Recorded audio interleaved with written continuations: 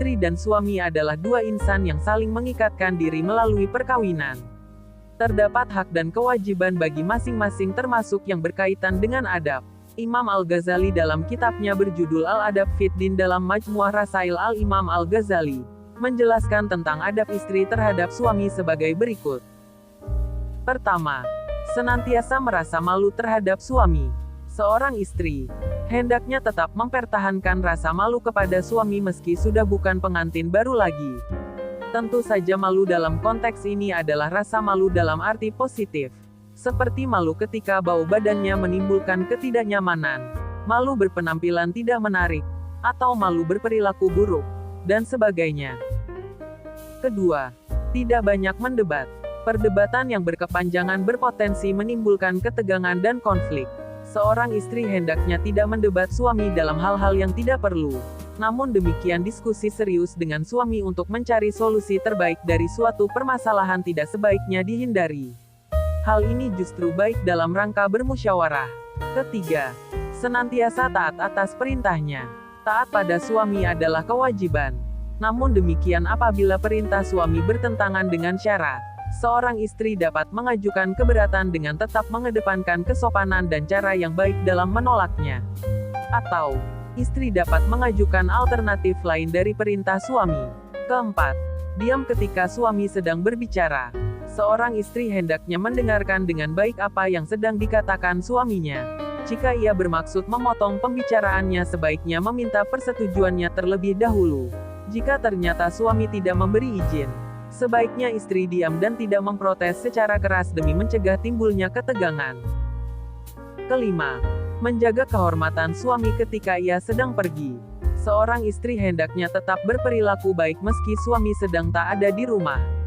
Dalam situasi seperti ini seorang istri hendaknya tidak memanfaatkan kesempatan untuk bersenang-senang menuruti hawa nafsu, misalnya dengan pergaulan yang sangat longgar.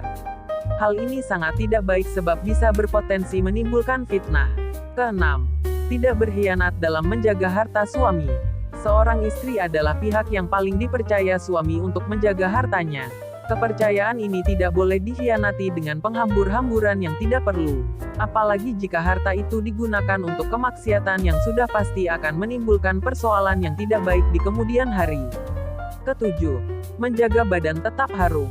Seorang istri hendaknya menjaga badannya tetap harum, sehingga suami merasa nyaman di sampingnya. Namun demikian, hal ini tidak berarti seorang istri harus mandi parfum.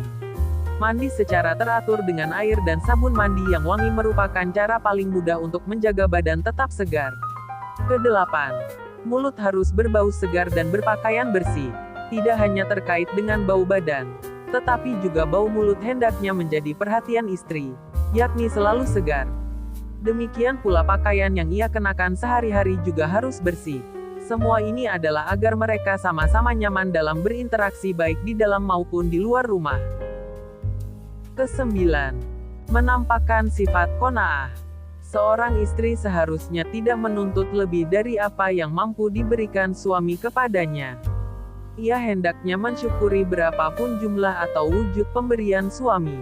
Namun demikian hal ini tidak berarti seorang istri tidak boleh mendorong dan mendoakan suami agar lebih maju lagi dalam bidang ekonomi atau bidang lainnya.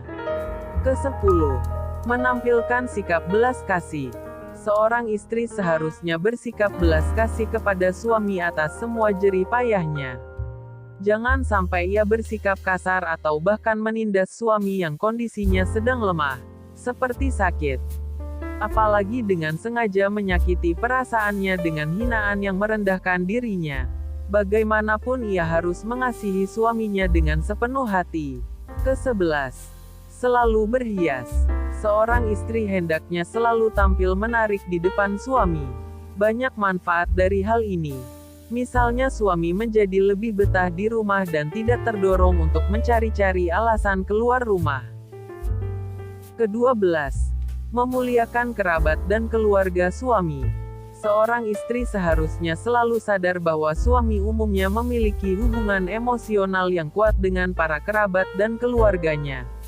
Oleh karena itu seorang istri hendaknya dapat memperlakukan kerabat dan keluarga suami dengan respek tanpa mempersoalkan status sosial mereka.